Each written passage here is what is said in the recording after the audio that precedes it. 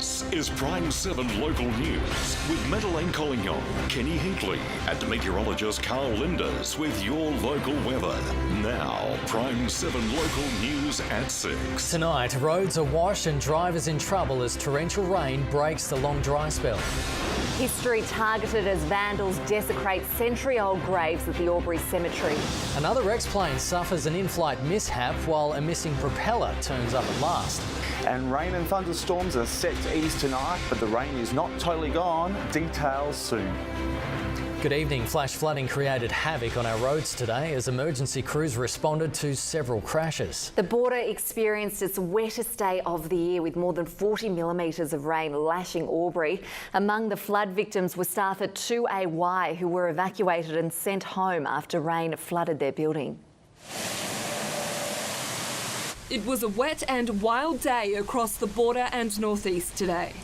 Heavy rain caused flash flooding in central Albury, sending sporting grounds underwater and people clinging to their umbrellas. The border experienced its wettest day of the year with more than 20 mils of rain falling across the region. The SES warns that there's still more thunderstorms on the way. We've seen approximately probably 10 to 20 mils at the moment. We're expecting 20 to 50 over the next 24 hours. The SES has repeated its warning against entering floodwaters. Bridget Rollison, Prime7 News. With more on this wild weather, we're joined now by meteorologist Karl Lijnders. And Karl, good for the gumboots. Amazing rain that we're getting at the moment, mate, and we've been looking out for storms as well.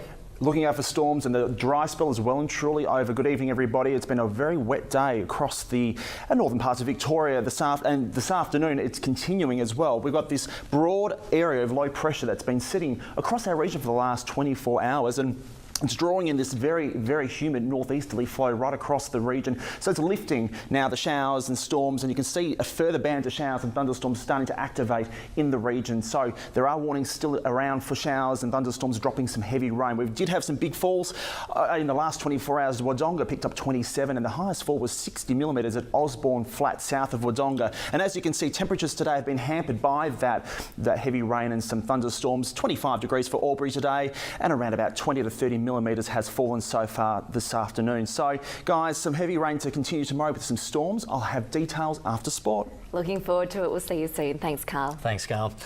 And a South Albury farmer injured in a freak farm accident has died in Melbourne. 69-year-old Darryl Gray passed away peacefully, surrounded by friends and family.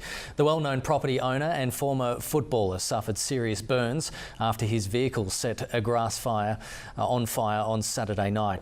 Mr Gray's family says they're crushed, but have been touched by an outpouring of community support. Residents of Sydney's South have been stunned to learn that a propeller that fell from a Rex plane landed near their homes. The missing prop was located in bushland at Revesby in Sydney's southwest this afternoon. It had sheared off during a flight from Albury to Sydney on Friday, resulting in an emergency landing. Amazingly, the propeller hit the ground only metres from homes. Resident Gary Fuller is amazed at the near miss. The Murray-Darling Basin Authority is going ahead with plans to decentralise some jobs to regional areas and the border might stand to get some. Helen Ballard has the details and Helen, what can you tell us? Well, Maddie, the plan is to relocate 10% of the 300 jobs that are currently in Canberra. 30 jobs will be moved out to Adelaide, Toowoomba and the border. The big question for us is, will the office be located in Albury or Wodonga? Stay tuned for a political fight on that one, Maddie. All right, thanks, Helen. More jobs, definitely a good thing. Still to come in Prime7 News, a push to ban beggars from our local streets. And a medical receptionist's close encounter inspire a sacrifice.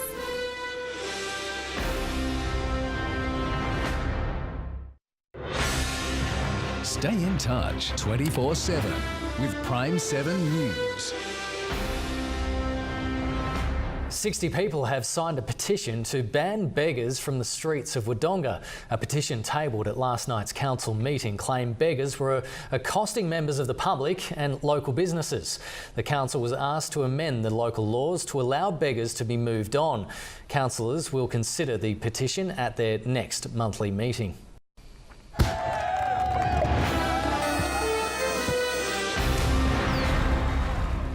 Now to our new segment on Prime7 Local News, where we want to hear from you and celebrate the successes in our community. If you have a special occasion, a wedding, a new baby, a special birthday, an anniversary, or your club has a special event, we want to hear about it. That's right, we're doing a call out, but in order to make this segment work, we need your photos and videos. So please send them in, your celebratory photos and videos to borderspecial@prime7.com.au. Still to come in Prime7 News, an air of optimism at Brad Jones Racing. And top names put forward for the Gold Cup.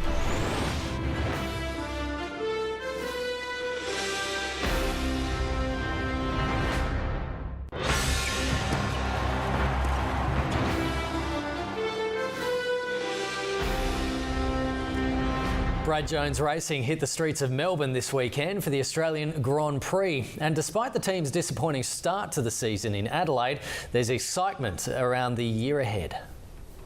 It wasn't the greatest way to start a new partnership, Tim Slade and Nick Percat colliding in their first races.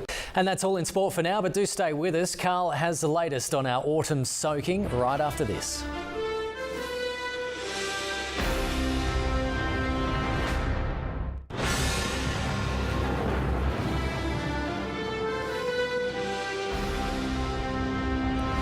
It's that time of the evening where we get to check in with our meteorologist Karl to get the latest on the forecast. And Karl, so it's looking wet, you said earlier, the next couple of days, but are we at least going to get the weekend?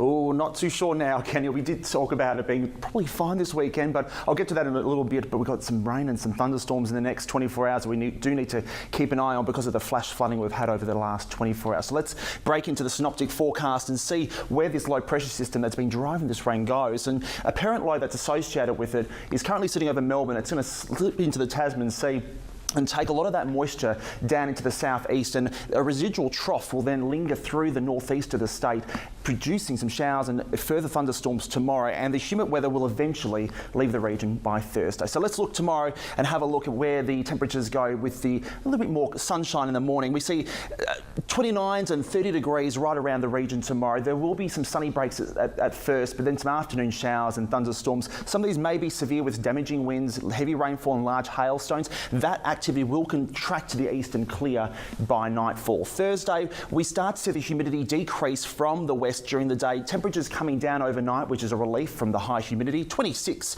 at Benalla, 25 for Beechworth with an afternoon shower, and some showers and storms persisting about the eastern ranges of the Great Dividing Range. And by Friday, we start to see the clouds start to break in the west of the region. Shepparton 28 with some partly cloudy skies but much drier atmosphere, but still a lingering shower and thunderstorm activity about the north with a bit of a pressure trough still persisting near the border. Sunrise tomorrow will be around that 7:15 mark, setting at 23 after 7. And the forecast, I did say that we'd be ending with a lovely sunny weekend, but unfortunately it looks like we might pick up a few showers, guys. Unfortunately, the trough, the humidity, it's just not going to leave. Karl, you got my hopes up. I thought we were going to have sunshine across Saturday and Sunday. Maybe next weekend, hey? And that's your local news for tonight. So you can join us on Facebook, and you can also see tonight's top stories on our website. Coming up next, we've got 7 News from Melbourne.